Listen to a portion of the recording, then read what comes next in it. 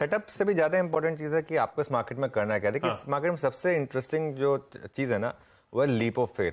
आप 330 325 पर long position लेकर भी अगर कैरी कर रहे हैं तो अगले दिन आपको मार्केट या तो गैप अप दे रहा है, ठीक है, 50-60 पॉइंट का तो गैप अप दे ही रहा है, कल तो 90 पॉइंट का दे दिया था, ठीक है। गैप अप ना भी दे अगर मार्केट तो आपको लोअर लेवल पे बाय करने के मौके दे रहा है, ठीक है। तो ये बहुत सिंपल एक अप्रोच है इस समय मार्केट की, और इसलिए कल भी एक यही व्यू था कि आप कैरी करिए लॉन्ग पोजीशंस को, कोई दिक्कत नहीं है मार्केट में।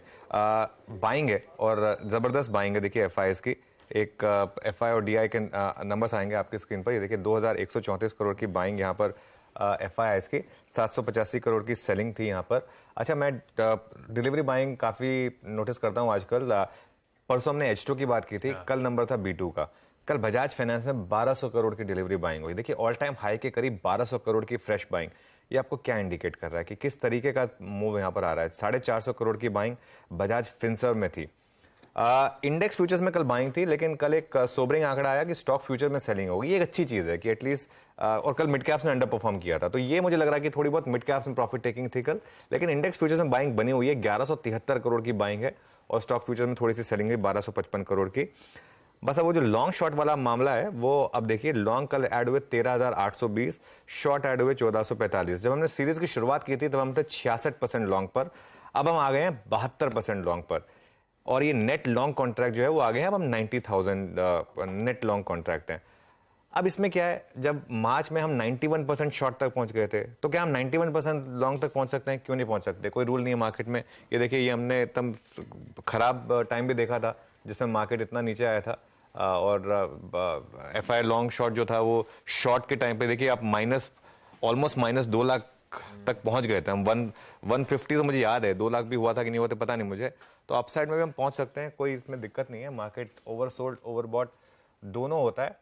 हाँ, बस एक चीज है, जब ये मार्केट ओवरसोल्ड था, इतना ओवरसोल्ड था, तब इस मार्केट को एक ट्रिगर चाहिए था एक बाय करने के लिए। ट्रिगर आया, मार्केट बढ़ गया।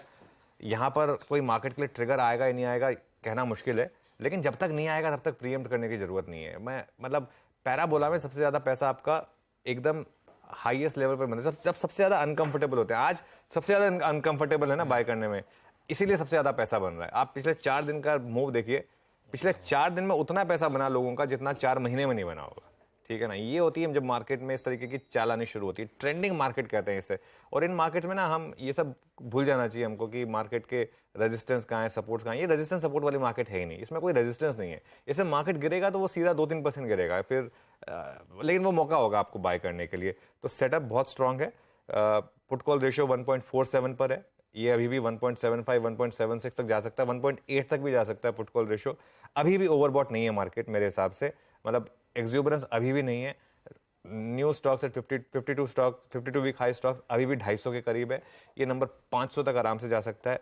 F&O बैन में सिर्फ एक स्टॉक है, हालांकि अर्ली सीरीज है तो ऑब्वियसली एक ही स्टॉक होगा, लेकिन इंडिया बुल्स हाउसिंग है सिर्फ। तो मैं सेटअप को लेकर बिल्कुल घबराने वाला नहीं हूँ। मेरा मार्केट को लेकर व्यू बहुत क्लियर है, जल्दी एग्जिट नहीं करना है हमको।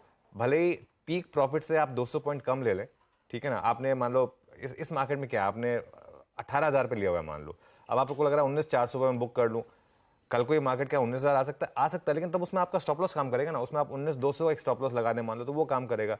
पीक प्रॉफिट से आप हमेशा कम लीजिए भले ही, लेकिन ये मत सोचिए कि ये बस मेरा पीक प्रॉफिट है, क्योंकि ये 20,000 तक भाग गया तो क्या करेंगे आप, अगर आपने एग्जिट कर लिया था। अच्छा, एक और चीज, आप एक बार एग्जिट कर जाए ना फिर री एंट्री मुश्किल हो जाती है। कल हम यूट्यूब लाइव कर रहे थे, उसमें बहुत से लोग यही सवाल पूछ रहे थे कि मैंने एग्जिट कर दिया, अब मैं री एंट्री कहाँ करूँ। वो री एंट्री जो होती है ना, वो सबसे ज्यादा तकलीफ वाली बात होती है। तो इसके लिए एग्जिट डिसीजन मार्केट को लेने थे। सेटअप ठीक है, सेटअप में कोई प्रॉब्लम नहीं है। मैं कहूंगा कि सेटअप में क्योंकि 2-3 चीजें सेल की भी आ गई हैं, सेटअप को मैं पॉजिटिव रख के चल रहा हूँ आज। बिल्कुल ठीक। बता दें कि मनी कंट्रोल पर दिए गए विचार एक्सपर्ट्स के अपने निजी विचार होते हैं। वेबसाइट या मैनेजमेंट इसके लिए उत्तरदायी नहीं है। यूजर्स को मनी कंट्रोल की सलाह है कि कोई भी निवेश निर्णय लेने से पहले सर्टिफाइड एक्सपर्ट की सलाह लें।